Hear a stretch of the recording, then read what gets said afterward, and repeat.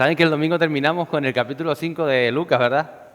¿Qué dice el capítulo 5 de Lucas? Yo creo que el que se leyó el capítulo 5 de las 12 veces que hablé de él, no creo que se haya terminado en el 5. Seguro que comenzó los primeros versos del capítulo 6, ¿ya que sí? ¿Cuántos comenzaron el capítulo 6? Capítulo 6 de Lucas.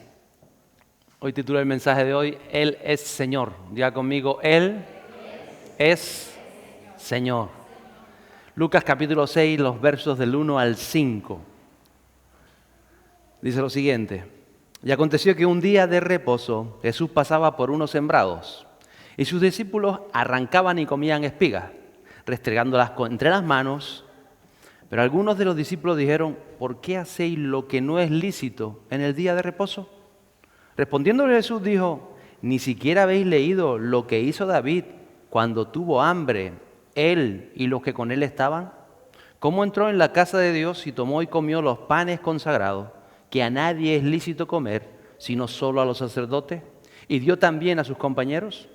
Y les decía, el Hijo del Hombre es Señor del día de reposo. Este mismo relato aparece en el capítulo 12 del libro de Mateo, que le da algunos detalles más. Por eso lo tocaré un poco también en la tarde de hoy. ¿Saben qué es el día de reposo? ¿Quién sabe cuál era el día de reposo? A ver, levanten la mano. ¿Quién sabe cuál es? ¿Cómo se llamaba el día de reposo? Sabbat. De ahí nosotros tenemos el sábado. Precisamente viene de esa palabra, la palabra judía, Sabbat. Y días festivos también, Sabbat. También día festivo se le dice Sabbat. O sea que el día del 25 de diciembre, que es festivo, un judío decía es Sabbat, aunque caiga un lunes o caiga un martes, porque reposo es festivo o fiesta, como diríamos nosotros. Era el séptimo día de la semana. Luego el cristianismo adoptó el domingo, que era el primer día de la semana, como último día de la semana, por causa de la resurrección de Cristo. Pero en la antigüedad, sobre todo en la cultura hebrea, el sábado terminaba la semana, el domingo sería el primer día de la semana. Por eso dice que Jesús resucitó el primer día de la semana, que nosotros el que ahora era domingo, y ahora lo entendemos por último. Y santo, un día sábado, que tiene la palabra también santa, quiere decir día apartado, día separado, día consagrado. Por eso si usted mira al que está a su lado y es un santo que está a su lado, o una santa, esa palabra también grecolatina, está diciéndole al que está a tu lado, tú eres una persona apartada, eres una persona separada, eres una persona consagrada. Dígaselo al que está a su lado. Si se lo quiere decir en una palabra, dígale, eres un santo, dígaselo. ¿Eres un santo? Eres una santa. Santa Cristina. Santa Cristina me quiere dominar y yo le sigo la corriente, dice la canción. Era un día de fiesta, el último día de cada semana, donde no había mercado, donde no se hacía la compra, donde todo estaba cerrado, donde no se iba a pescar, donde no se recogían los campos, donde no se sacaba a pastar, porque ellos entendían, y la palabra de Génesis lo recoge así, Génesis capítulo 2, que Dios descansó el último día. Entonces tomaron el principio, y luego la ley de Moisés lo añade, de tomar un día a la semana como descanso. Y hay un propósito de Dios en esta revelación, en este principio de la palabra. El propósito de Dios era que este día de la semana, la gente trabajaba de sol a sol en aquel tiempo, todos los días de la semana. Entonces para su pueblo había un día especial donde ellos apartaban para reunirse en los lugares de culto, para estar con su familia, para que descansaran aún los animales de las labranzas, de los burros, las vacas, los bueyes, para que descansaran los que tenían esclavos, los hacían descansar ese día descansaba todo el mundo. Era un día separado para eso. Una forma en que Dios también se acuerda de nosotros y estamos viendo ahí en el principio del sábado, también ese tiempo de reposo que tendremos después de esta vida. De eso habla mucho el apóstol Pablo, cuando dice el reposo también nos enfoca al futuro, al tiempo con Dios y al mismo presente que vivimos en Cristo Jesús. Entonces hay toda una idea y unos principios detrás de esa enseñanza. Pero a veces hay un pequeño paso entre el propósito divino y hacernos religiosos. Y el paso a veces es muy fino, la línea que cruza de uno a otro a veces ni podemos a veces discernirla. Entonces las normas, las leyes, los reglamentos en tiempos de Jesús muchas veces también en nuestro tiempo se habían vuelto cargas para las personas, se habían vuelto un impedimento, una atadura, y habían perdido la razón de ser del día de reposo que Dios había establecido. Se había perdido la idea que le había dado Dios. Y la idea, como digo, es Cristo, porque toda la palabra de Dios es cristocéntrica. Todo en el fondo revela a Cristo, porque Cristo nos trajo el reposo, Él nos trajo el descanso. Él nos hace descansar y por eso le decía, Shalom, mi paz os dejo, mi paz os doy. Esa paz que tenemos para con Dios, para con uno mismo, para con la vida como la vivimos. Todo eso tiene que ver con el reposo, tiene que ver con Cristo. El sábado en este tiempo llegó a ser controlado. Y estudiaban ellos, especialmente los fariseos, a ver quién se saltaba las normas, a ver qué se saltaba el sábado, porque lo tenían como una de las cosas más sagradas dentro de la ley de Moisés o lo que ellos entendían, la ley de Dios. Y se juzgaba a la gente, se ponía todo en tela de juicio, se empezaba a mirar cuánto caminaba. Si caminabas, creo que eran más de 3 kilómetros, ya había sido un irrespetuoso con el sábado, porque era un día de que no se podía caminar. Por eso la palabra de Dios dice, en tal sitio y caminaron el tiempo de un día de reposo, y sabían los kilómetros que eran, porque el día de reposo no se caminaba más de tantos kilómetros al día. No se podía ir a patear, no se podía ir a correr. Todo eso era, lo tenían controlado. A veces pasa, ¿no? A veces nosotros nos empezamos a hacer dogmas o reglas o normas. Y por ejemplo nos preguntamos, ¿cuánto tiene que durar un culto? ¿Tiene que durar 1 hora? ¿Tiene que durar 2? ¿Tiene que durar 3? ¿Cuánto tiene que durar un culto? ¿Usted se lo ha preguntado alguna vez? ¿Cuánto tiene que durar un culto? Pregúntale al que está a su lado. ¿Cuánto tiene que durar un culto? Pregúntaselo. ¿Cuánto? ¿Cómo hay que venir vestido? La cosa es que ya estas cosas empezaban a ser normas, reglas. Hay que venir así, hay que hacer lo otro. Al entrar tienes que presionarte, o tienes que hacer así, o tienes que hacer asado. Vamos a orar así, Y todo empezaba, lo que parecía que era algo bueno, una regla, una norma, algo, se había vuelto ya una carga. Se había vuelto un impedimento más para que las personas se acercaran a Dios. Entonces, a veces cuando hablamos de normas y obligaciones, es una cuestión difícil, aún en tema secular. Porque las normas se establecen para establecer principios y orden en las cosas, ¿verdad? Yo recuerdo una vez cuando trabajaba de jefe de obras recuerdo que mandé a un peón, llevaba tiempo con nosotros, le dije, hay que picar por aquí, hay que pasar unos 2 tubitos de agua pequeños para el termo, lo pones aquí, picas por aquí, por este pilar, picas por ahí, y le marqué entonces marcaba con flit, marca por ahí, hay que poner el termo ahí. Y me fui, era un edificio alto, había un montón de plantas, tenía que controlar mucho personal.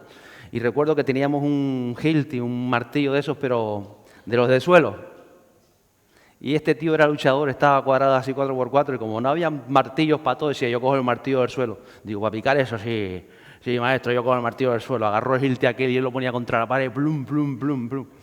Y recuerdo que pasaron un par de horas y me viene a buscar el dueño de la empresa corriendo para abajo, vete, que aquel se volvió loco. Digo, ¿quién se volvió loco? Vete, vete, que no me hace caso ni a mí.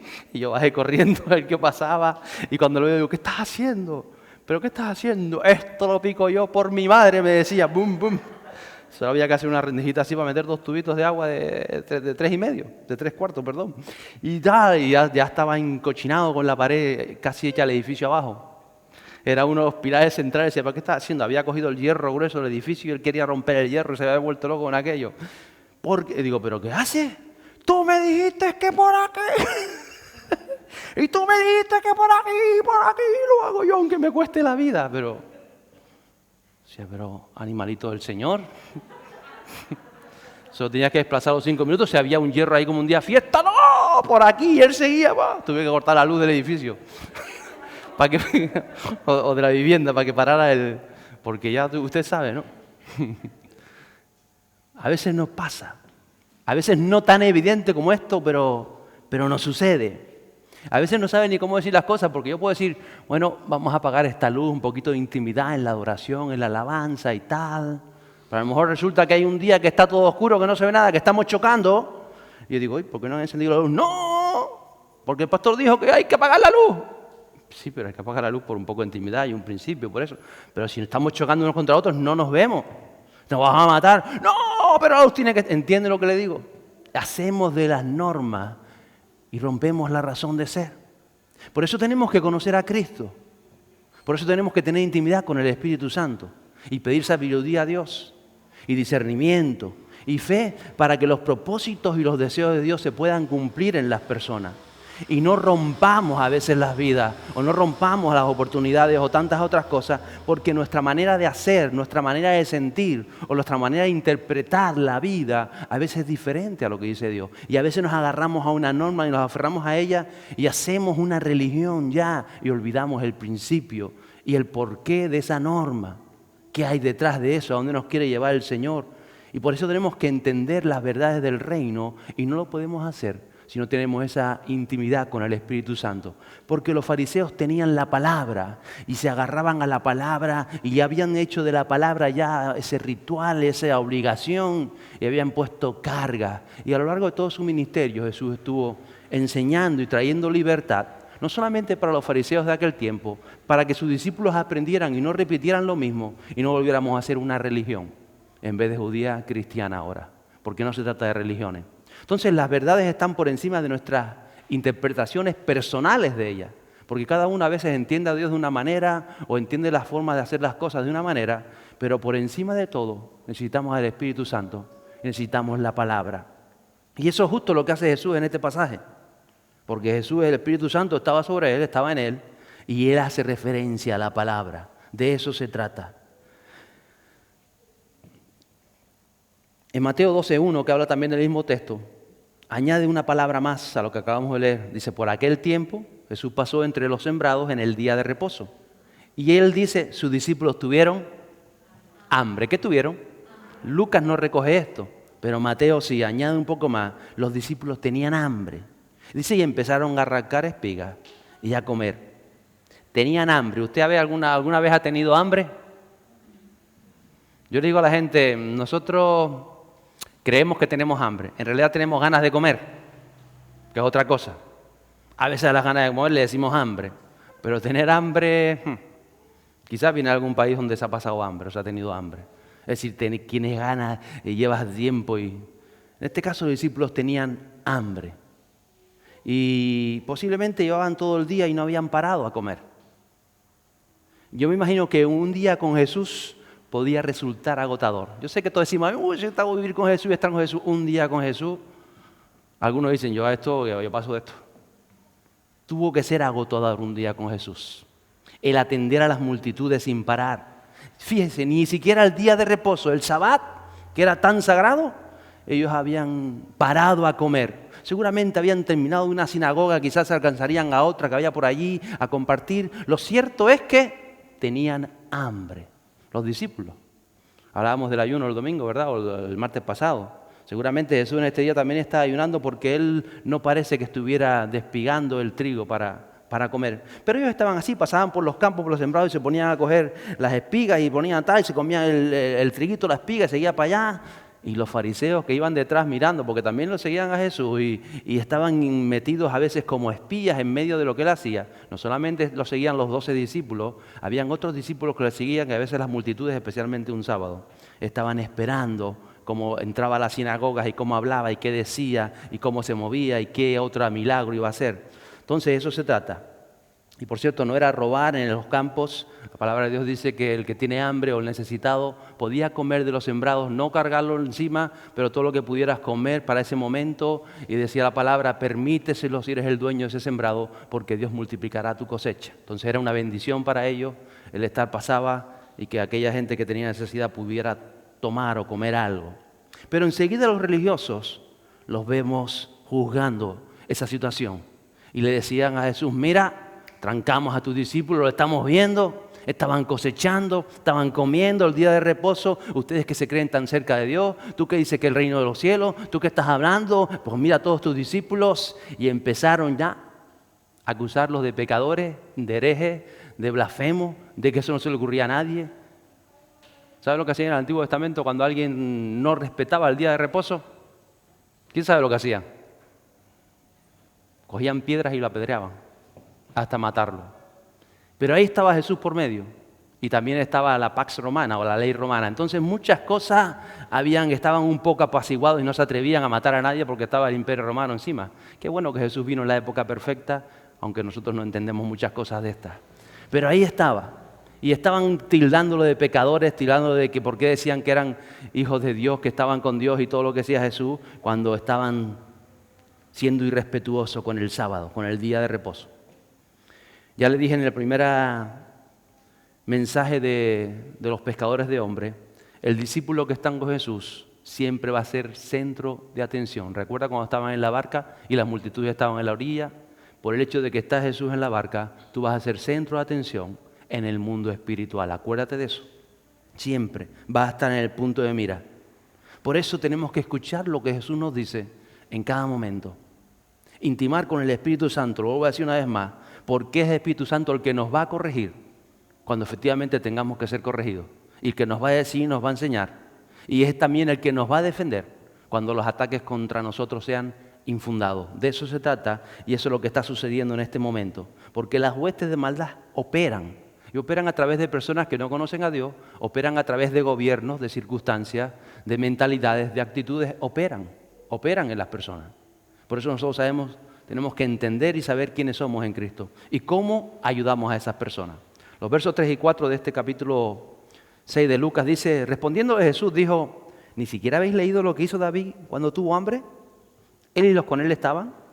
Cómo entró en la casa de Dios y tomó y comió los panes consagrados, que a nadie era lícito comer, sino solo a los sacerdotes.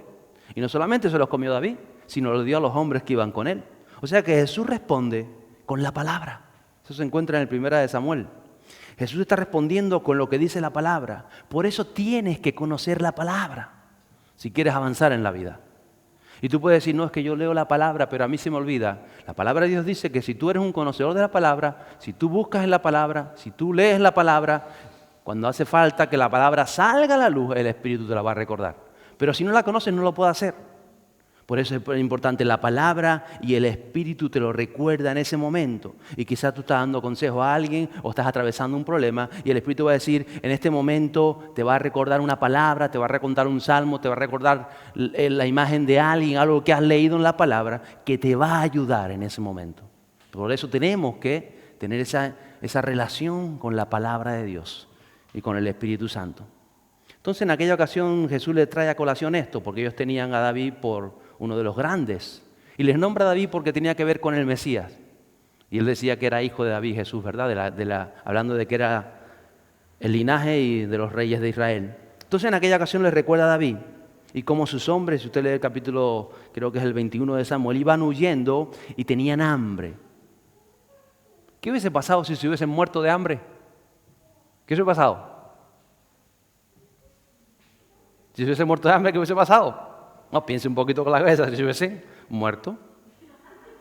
¿O no? ¿Se hubiesen muerto o no se hubiesen muerto? ¿Y cómo iba Dios a hacer lo que había propuesto a David si se hubiese muerto? Era el ungido, tenía que recibir el reino, tenía que pasar todo lo que Dios tenía que pasar en su vida. ¿Entiende lo que le estoy diciendo? Es más importante el propósito que Dios quiere hacer que muchas otras cosas. Por eso los fariseos conocían la historia y le dicen, ¿ustedes no han leído tal? Claro que se la habían leído, pero esa parte ellos cuando no la entendían se la saltaban. Yo creo que cuando estaban ahí se la saltaban.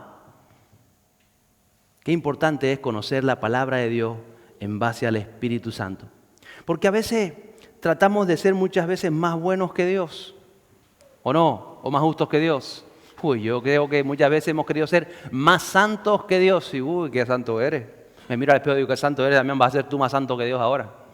¿Te ha pasado alguna vez querer ser más bueno que Dios?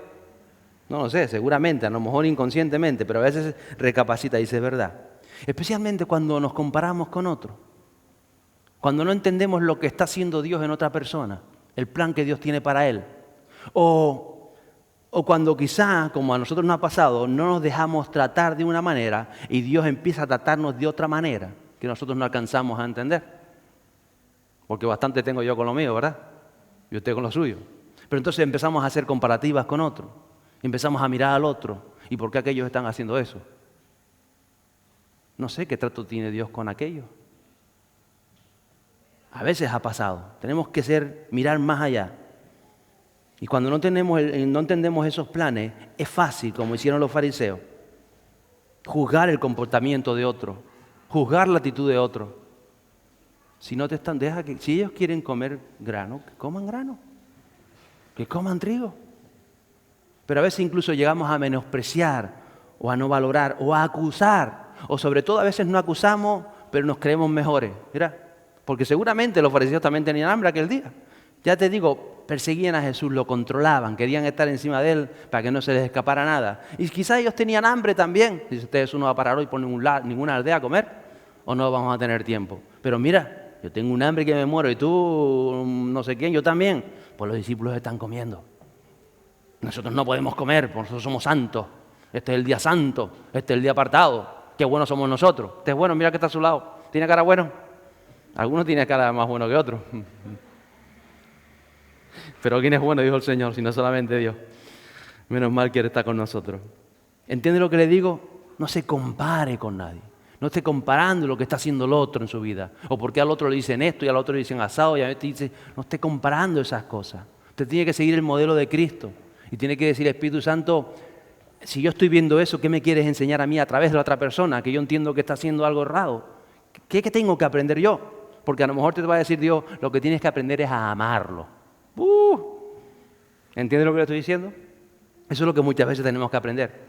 Por eso a veces la gente mete la pata y como, Señor, que me hiciera esto, ¿cómo es posible? Y cuando tú le dices, porque te estoy tratando, te dice Damián, no lo estás tratando a él. No, te estoy tratando a ti, con él es otra cosa.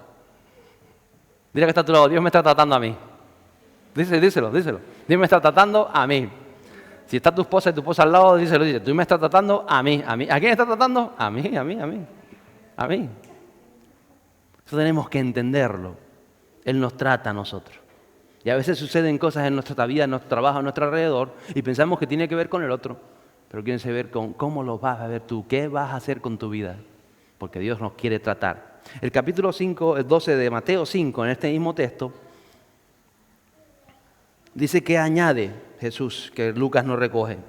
¿O no habéis leído en la ley que en los días de reposo los sacerdotes en el templo profanan el día de reposo y están sin culpa? ¿Cómo? Aquellos se creían muy santos. Pues no, sus sacerdotes, los que ustedes tanto alaban, los que ustedes profanan el día de reposo. ¿Por qué? Porque los sacerdotes, cuando más trabajaban, era el día de reposo. Tenían que preparar los sacrificios de los animales, encender los candeleros, preparar el altar de bronce, el altar que estaba adentro, entender que todo estuviera ahí. O sea, se pasaban ese día trabajando al servicio de Dios y del pueblo. Y cuando se los dice, hay una connotación más allá que nosotros a veces no entendemos, como yo hablaba el domingo, pero que ellos sí estaban entendiendo. Porque para un fariseo y para un religioso de aquella época, lo más importante era el templo de Jerusalén. Porque ellos sabían que ahí tenía que entrar el Mesías y eso era lo más sagrado. Por eso, todavía después de 2000 años, están ellos delante de esa pared del muro de las lamentaciones, que son los cimientos del antiguo templo, porque es lo más sagrado para un judío en este tiempo y también en aquel. Y le dice Jesús, semejante, pues sus sacerdotes profanan el día de reposo porque trabajan en reposo. Para ellos aquello le cayó como una bomba. ¿Qué estás diciendo? Y Jesús lo que quiere es despertarlo, para que entienda que el principio que hay detrás. Jesús nunca culpó, ni Dios culpó a aquellos hombres por trabajar en reposo. Claro que no, porque no se trata del trabajo en sí. Se trata de qué nos quiere transmitir el Señor con un día de reposo, con el reposo. ¿A dónde nos quiere llevar? Porque ellos al considerar el templo como la cosa más sagrada en la tierra, lo consideraban más sagrado que las personas. Pero Jesús no vino a morir por un templo de piedra, ¿cierto? Además, él dijo, este templo, ¿ves lo bonito que es? Se va a hacerse, no va a quedar piedra sobre piedra, efectivamente. Y aquel dijo, eso no me lo creo, porque Dios lo va a defender. Y yo me imagino a Jesús dentro del templo diciendo, Dios lo va a defender. Estoy aquí en medio, no me hacen caso, y ustedes dicen que ustedes saben más que todo. A veces nos creemos sabiondos, porque no entendemos las cosas de Dios. Pero Jesús no vino a morir por un templo de piedra. Sin embargo, sí vino a morir por nuestras almas, por las almas. Lo más importante son... ¿Conoces esa frase del pastor de los Realejos, no? Lo más importante son, pero le damos importancia a tantas cosas. Inconscientemente, importantes son las almas, porque Jesús vino a morir por ellas, por las almas. No vino a morir por las cosas, no vino a morir por los animales, no vino a morir por las ideas, no vino a morir por un reino, vino a morir por las almas. ¿Por qué vino a morir? Recuérdelo siempre, a rescatar las almas. Jesús murió por ellas. Y dice Jesús en Mateo, el verso 6 del capítulo 12, pues os digo que algo mayor que el templo está aquí. Le estaba diciendo, Jesús es más grande que el templo. Ellos tenían en alta estima a David, por eso les menciona a David. Ahora dice, hay alguien mayor que David entre ustedes hoy. Y él está hablando del templo de su cuerpo también, que dije que hizo referencia, que iba a ser entregado por las almas. Aquel templo de piedra poco valor tenía cuando Jesús ya estaba sobre la tierra. Entonces, nuestra vida, tóquese las manos, tóquese así el cuerpo. Tu cuerpo, tu alma, tóquese así. Usted no se va a tocar el alma, pero está dentro. Tu alma y tu espíritu, vuelvas a tocar así. Son sagrados. Mira lo que le estoy diciendo. Son más sagrados que cualquier templo de piedra que pueda levantarse en esta tierra. El día que levanten y vuelvan a levantar el templo de Israel con todos los ornamentos que tuvo Salomón, usted va a seguir siendo más sagrado. Hay cosas que nos cuesta entender. Porque es morada del Espíritu Santo. De eso se trata. Nosotros humanamente no podemos alcanzarlo, intentamos, por más que pensamos, como personas, como humanidad no podemos encajarlo. Por eso esto es espiritual. Que Dios esté dentro de mí. Sí, el Espíritu Santo está, la divinidad está dentro de ti. Por eso tu cuerpo es sagrado. Y cuando tú empiezas a entender esto desde una perspectiva, una conciencia espiritual, tu vida abre los ojos y se esconde. Y empiezas a ver la vida, a hacer cosas, a comer diferente. Fíjese lo que le digo. Pero claro, ¿qué sucede? Que a veces esta realidad nos lleva a volvernos religiosos, que es el problema. Entonces nos volvemos religiosos y empezamos normas, ritos. Sí, hay que comer sano 100%. No toques ese refresco. ¡Ay, bendito! Sí, el principio está ahí, pero no te vuelvas religioso, porque más importante es el todo que la norma. ¿Entiendes lo que le estoy diciendo? Y a veces sucede esto y nos volvemos. Es que es tan fácil empezar bien y volverte... Es tan fácil. Porque entonces ya metemos lo humano, el sacrificio personal. No, el sacrificio lo hizo Cristo. ¿Quién hizo el sacrificio? ¿Quién murió en la cruz? Si Él hizo el sacrificio, ¿qué sacrificio tiene que hacer usted? A veces no entendemos todo esto. Y frenamos la razón de ser, el propósito de Dios con nosotros. Por eso tenemos que entender la santidad de nuestro cuerpo, aún de nuestras emociones que están en nuestra alma y en nuestro espíritu. Pero todo esto no nos puede llevar a hacernos normas, o hacer cosas o dejar de hacer cosas. No. Nos tiene que llevar a una relación de vida con Él. Entonces esa relación nos libera de todo el espíritu religioso que o hemos heredado o muchas veces se nos pega. Y es la única manera que nuestra alma esté saciada. Porque aquí ellos tenían hambre y estaban comiendo espigas, pero Jesús está lanzando una realidad más grande. La verdad del texto que Él nos quiere saciar en todos los aspectos de nuestra vida. Mateo 12:7, dentro del mismo texto, está diciendo, pero si hubierais sabido lo que significa misericordia quiero y no sacrificio, no hubierais condenado a los inocentes. Hay que entender esta verdad. Y Jesús está refiriéndose otra vez más a la palabra. Capítulo 6 de Oseas, verso 6, donde dice esto. Misericordia quiero. Es más importante que cualquier sacrificio. Pero la religión hace que los sacrificios los anteponían a lo personal, a la misericordia. Y es lo que Jesús trata de mostrarle, no solamente a los fariseos, sino a los discípulos que están con ellos, que también están ellos están comenzando a caminar. Ya les decía el domingo, eran sus primeros meses, y Jesús empieza a vaciarlos de lo viejo para poder recibir. Hablábamos el domingo de lo nuevo. No podemos recibir lo nuevo estando lo viejo. Entonces va vaciándolo de nuevo, vaciándonos a entender realidades, vaciándonos, hablaba yo el martes pasado, creo que era que usted ya se olvidó de lo que hablé el martes pasado, seguramente. o del mes pasado, pero lo ha alimentado y lo ha ayudado a seguir adelante, lo ha fortalecido. Como nos olvidamos de lo que comimos hace 2 semanas, pero gracias a que comimos estamos aquí, ¿verdad? Gracias a que nos alimentamos. O sea, están bien alimentados, yo los veo todos fuertes, ¿eh? Están así, algunos están más trancados que otros, pero bien, que están fuertes. Esa es la verdad. Y en Lucas capítulo 6, verso 5, dice que, y les decía Jesús, el Hijo del Hombre es Señor del día de reposo. Diga conmigo, Él es Señor. Él es Señor. En otras palabras, Él es el día de reposo. Toda la Biblia está hablando de Él desde el Génesis capítulo 2, cuando Dios establece que el 7º día descansó. Está hablando de Jesús. Ese día de reposo hecho carne para nosotros, para vivir cada día en reposo. En ese reposo de tener paz con Dios, con el prójimo, con la familia, una dignidad de vida, saciadas nuestras necesidades, avanzar. Habrá momentos donde quizás tengas hambre, como los discípulos. Pero en esos momentos aún podrás pasar y de alguna manera Dios te va a proveer para tu necesidad. Quizás no como tú esperabas, pero Él lo va a hacer. Y quizás otros te juzguen, pero Dios va a proveerte, porque Él es Señor. Y habrá momentos de prueba, quizás de oposición, en los que muchos te van a criticar, pero si Jesús está contigo, Él te va a defender.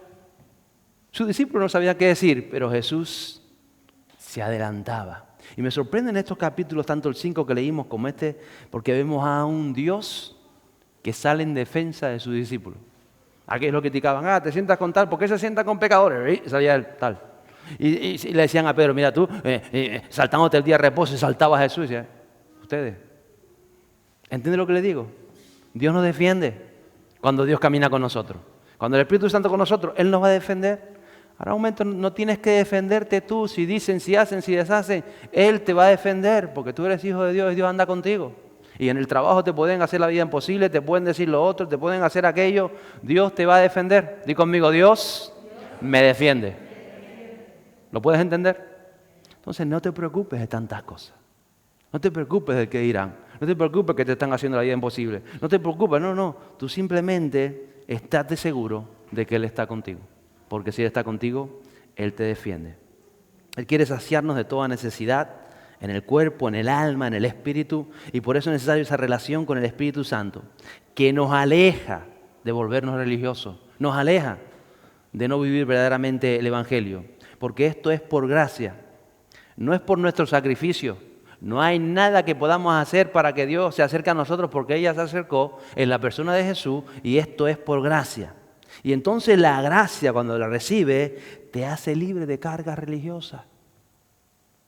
Y hace que te enamores de Él, enamorarnos de Él. Te hace que te enamores de la palabra, que después el Espíritu Santo te la va a revelar cuando fuere tiempo. Eso hace la gracia. Te hace experimentar cosas diferentes dentro.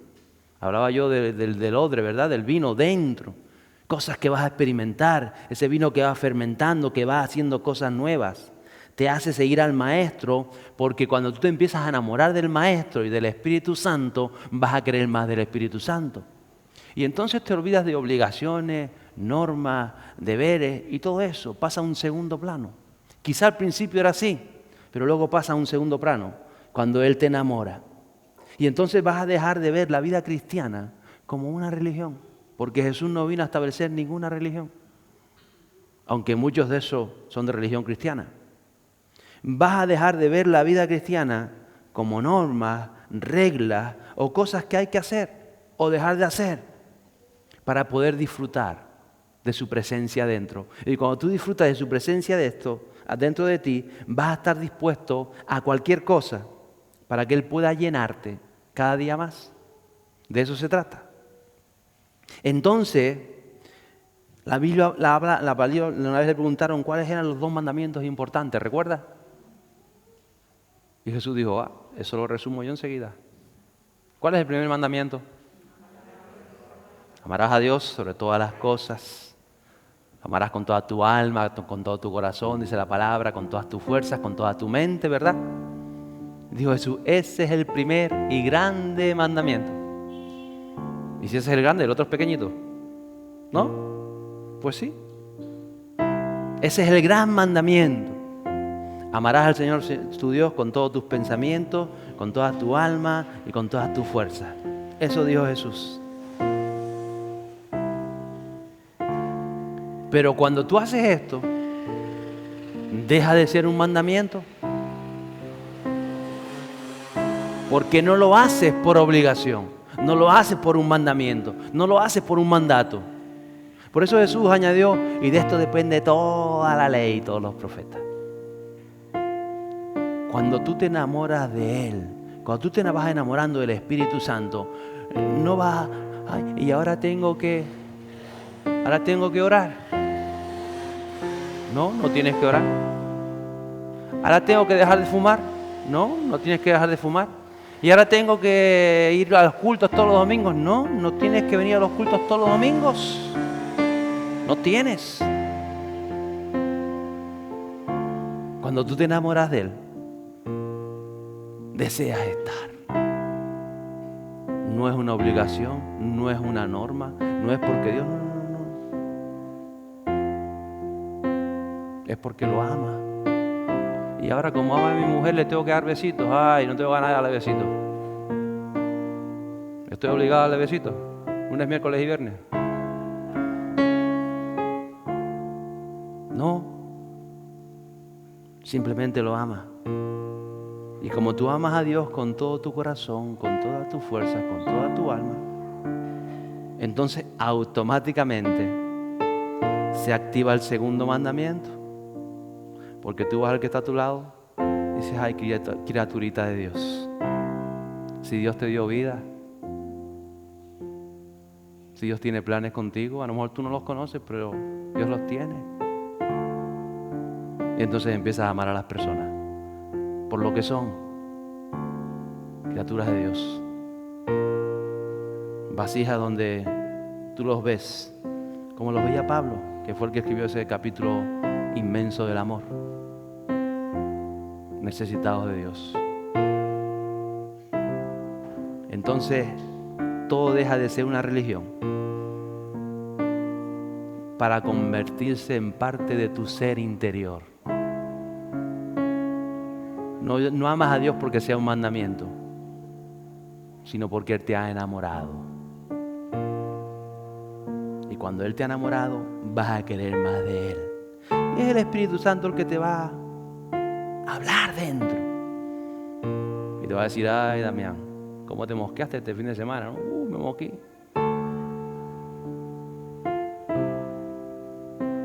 Aprende, te va a decir.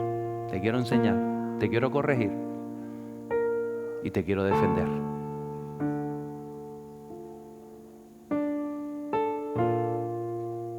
Fíjese, no vas a llegar ni a juzgar ni siquiera a los fariseos, sino los vas a amar.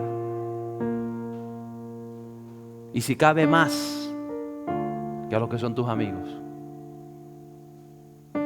o los que son tus hermanos. Porque sabes que ya con tus hermanos Dios está tratando con ellos y Dios está haciendo cosas en su vida, a pesar de sus errores y sus cosas. Pero aquellos que no le conocen a Él y que quizás te odian o te rechazan o te repulsan, y tú sabes que es porque tú tienes esa esencia, la divinidad dentro de ellos, no, los vas a quizás amar más.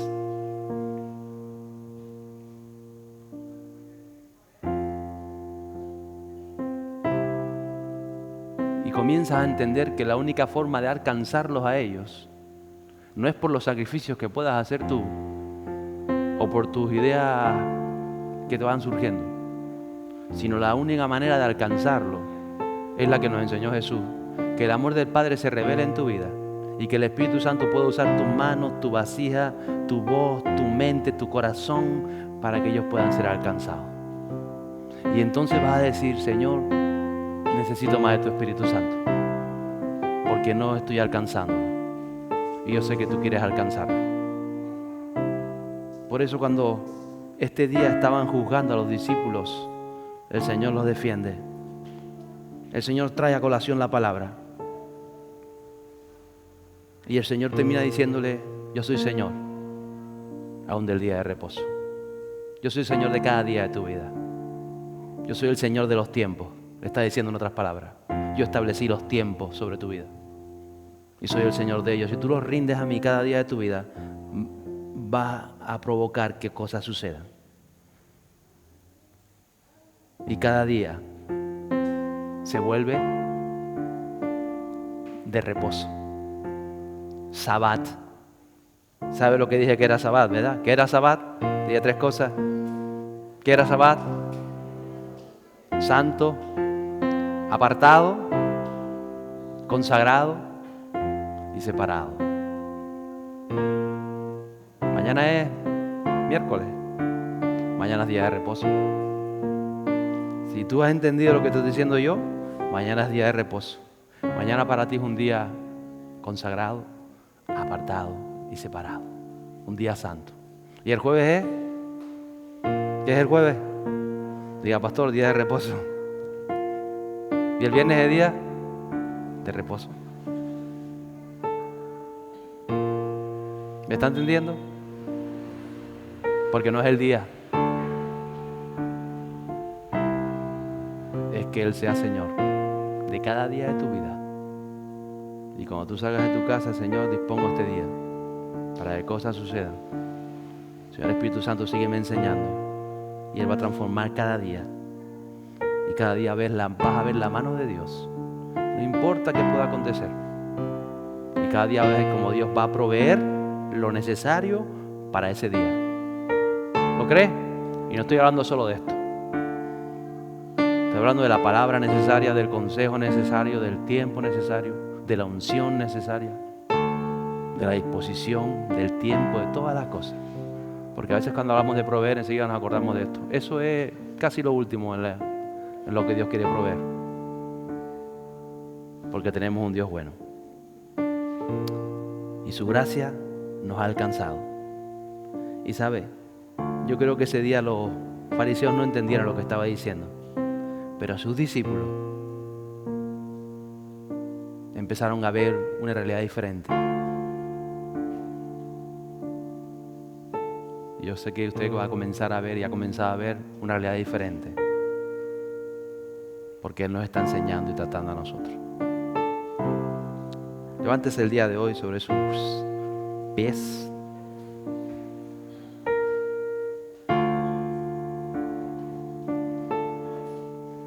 Cierre sus ojos un momento ahí donde está. La palabra de Dios dice que en cuanto se pone el sol, se termina el día. Nosotros lo damos por terminado a las 12 de la noche. Pero como ya hace una horita por lo menos que se puso el sol, bíblicamente hablando, ha terminado el día. Cierra tus ojos. Padre, te damos gracias por este día de hoy. Porque tu gracia nos ha iluminado, nos has traído a este lugar, Jesús. Nos has guardado de accidentes y de tantas otras cosas. Hemos podido comer, hemos podido descansar la noche de ayer. Hemos visto tu bendición a nuestro alrededor de muchas maneras. Pero sobre todas las cosas, tu gracia se manifiesta. Te doy gracias por las familias, por los hogares, por los hijos, por los nietos, Señor. Por los hermanos en la fe. Por todo lo que hemos alcanzado hasta el día de hoy, Señor. Pero sabemos que estamos como tus discípulos. Vamos detrás de ti, Señor. Nos estás enseñando a vivir cada día. Que tú seas Señor de cada uno de ellos. Provee toda necesidad en este tiempo, Señor. Defiéndenos de toda acechanza del enemigo que viene para destruir y para cambiar el rumbo. No vamos a cambiar el rumbo porque hemos decidido que tú eres nuestro Señor. Que cada día, Señor, podamos ser envueltos en tu Espíritu Santo. Enamorarnos un poco más de ti, Señor. Hasta que se consume cada propósito que tiene cada alma en esta esta habitación, Señor, y todos aquellos que nos rodean en esta tierra, y ahí donde nos lleves. Te damos gracias, Padre. Sigue tratando cada corazón como tú solamente sabes hacer. A ti damos toda la gloria, toda la honra y toda la alabanza en el poderoso nombre de Jesús.